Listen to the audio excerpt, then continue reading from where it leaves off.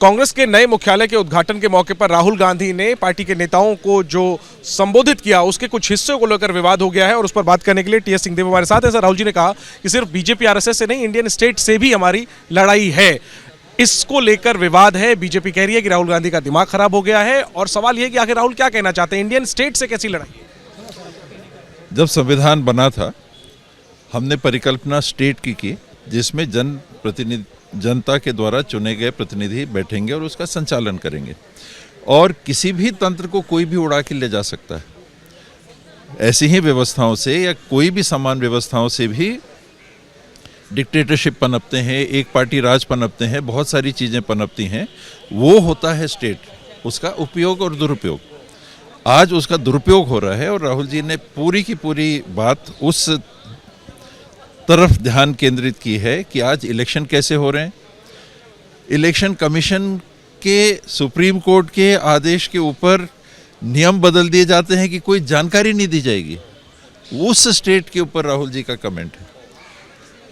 चुनाव कैसे हो रहे हैं, पोलिंग बूथ की क्या व्यवस्था है, वोटर लिस्ट की क्या व्यवस्था है। सुप्रीम कोर्ट कह रहा है कि भाई आप कैसे ऐसा कर रहे हो, आपको जवाब देना पड़ेगा। लेकिन भारतीय जनता पार्टी और आरएसएस कह रहा है कि नहीं, हम तो जनता के द्वारा चुने हुए, हमारे पास बहुमत है, हमने ये नियम बना दिया और जयराम जी हम आपको जानकारी नहीं देंगे। इस स्टेट के स्वरूप के विरुद्ध में राहुल जी ने बात को उठाई है और हमको सबको समझना चाहिए कि वो क्या कह रहे हैं और वस्तुस्थिति क्या होगी। पूछ रहा हूँ कि लड़ाई तो बीजेपी आरएसएस से है। इंडियन स्टेट की अगर बात करें उसमें कई राज्य सरकारें भी आ जाएंगी, उसमें कुछ में आपकी भी सरकार है। ये कहना कि इंडियन स्टेट से हमारी लड़ाई है, ये तो बहुत सवाल। जो स्वरूप है इसको समझना होगा अपने को कि स्टेट का जो स्वरूप है वो क्या है। उसमें अधिकार निहित हैं, उन अधिकारों का उपयोग भी हो सकता है, दुरुपयोग भी हो सकता है। संविधान में प्रावधान है ना इमरजेंसी लगाने का, इमरजेंसी लगी थी, आलोचनाएं हैं, गंभीर आलोचनाएं हैं। आज कांग्रेस भी उसके बारे में कमेंट कर रही है, कह रही है कि भाई गलत हुआ। किस चीज का उपयोग हुआ था? स्टेट का, पूरे तंत्र का। उसमें सारी व्यवस्थाएं आ जाती हैं, आर्मी से लेके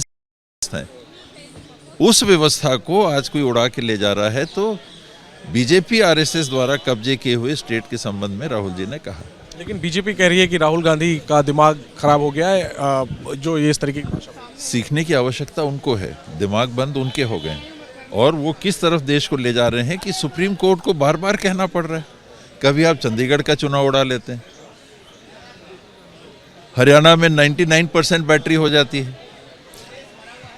लोग पिटीशन करके कह रहे हैं कि भाई पोलिंग बूथ में कौन आया कौन गया उसकी हमको जानकारी बताओ, वोटर लिस्ट की जानकारी, कि हम कोई जानकारी नहीं देंगे। इस स्टेट की, ये भी तो स्टेट है ना, इलेक्शन कमीशन क्या है, स्टेट है ना, तो उससे नहीं लड़ेंगे। वो राहुल जी के एक आखिरी में सर, उन्होंने मोहन भागवत को लेकर के भी कहा कि अगर मोहन भागवत ने इस तरीके का बयान कहीं और दिया होता, किसी और देश में, उनकी गिरफ्तारी हो जाती। इसको लेकर के भी काफी रिएक्शंस आ रहे हैं और भी राहुल गांधी पर सवाल। देखिए, मोहन भागवत जी से चूक हुई, मेरा ये मानना है, स्पष्ट मानना है। मेरे से उम्र में बहुत बड़े हैं, बहुत बड़ी संस्था के प्रमुख हैं, लेकिन उनसे बहुत गंभीर चूक हो गई क्योंकि उनने ये कह दिया कि देश तो 22 जनवरी 2024 को आज़ाद हुआ। अगर आप ये कहेंगे कि देश आज़ाद हुआ तो किस धारा में वो कार्रवाई होगी? देश को आपने चुनौती दे दी। यहाँ तो आप स्टेट की बात कर रहे हैं, वहाँ आपने कहा कि देश स्वतंत्र ही नहीं हुआ, 22 जनवरी को स्वतंत्र हुआ। ये मानसिकता कौन सी है? चुनाव के पहले आरएसएस का जो पॉलिटिकल रूप उस समय था, हिंदू महासभा थी, वो किससे अलायंस करके काम कर रहे थे? इंडियन मुस्लिम लीग से। उन्होंने सरकारें भी बने इंडियन मुस्लिम लीग के साथ। पूरे आज़ादी की प्रक्रिया से उन्होंने अपने आप को पृथक रखा। जब उन्होंने अपने आप को पूरी आज़ादी की प्रक्रिया से ही पृथक रखा तो क्योंकि वो तो संविधान का विरोध कर रहे थे, रामलीला मैदान में उसको जलाया, तो उनके लिए तो देश उनके मंशा और उनके चिंतन के अनुरूप से तो बना ही नहीं 1947 15 अगस्त।